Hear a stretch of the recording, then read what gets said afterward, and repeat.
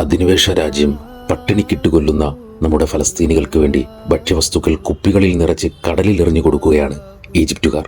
ഈ കുപ്പികൾ കടലിലൂടെ സഞ്ചരിച്ച് ഗസ തീരത്തെത്തുമെന്നാണ് ആ മനുഷ്യ സ്നേഹികളുടെ പ്രതീക്ഷ. From sea to sea a bottle for hope for Gaza എന്ന പേരിലാണ് ഭക്ഷ്യവസ്തുക്കൾ കടലിലിടുന്നത്.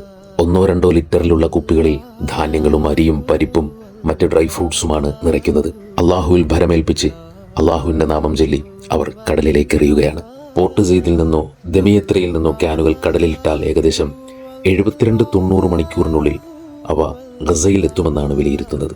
മനുഷ്യനെ ഹൃദയത്തിലേക്ക് ചേർത്ത് വെക്കുന്ന മനോഹരമായ കാഴ്ച. അയൽവാസി പട്ടിണി കിടക്കുമ്പോൾ വയറു നിറച്ചുണ്ണുന്നവൻ എന്നിൽപ്പെട്ടവനല്ല എന്ന് പഠിപ്പിച്ച പുന്നാര റസൂലിന്റെ അനുയായികളും നേതാക്കളും സുഖലോലുപതയുടെ സാമ്രാജ്യങ്ങളിൽ അധികാരത്തിന്റെ അരമനകളിൽ അമർന്നിരുന്ന് ആനന്ദ നൃത്തം ചവിട്ടുമ്പോൾ, എല്ലാം നിശ്ചലമാവുമ്പോൾ ചില മനുഷ്യർ സ്വപ്നങ്ങളിലൂടെ അവരിലേക്ക് പുതിയ വഴികൾ തുറക്കാൻ ശ്രമിക്കുകയാണ്. വിശപ്പിന്റെ മുനമ്പിൽ മനുഷ്യർ ശ്വാസം വിടാൻ പോലും കഴിയാതെ വിശന്നു മരിക്കുമ്പോൾ ഈ മനുഷ്യർ അവരിലേക്ക് പ്രതീക്ഷയുടെ കളിവഞ്ചികളിൽ അന്നം കൊടുത്തയക്കുകയാണ്.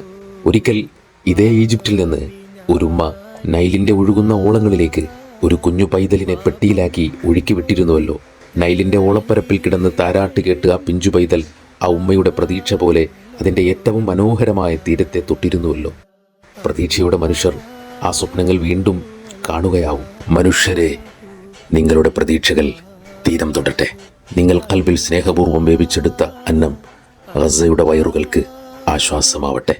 നാഥ, കണ്ണും കൽബും കണ്ണുനീർ നിറച്ച് നിന്നിലേക്ക് ഞങ്ങൾ മനമുരുകി തേടുന്നു. ഗസയെ മോചിപ്പിക്കണമേ.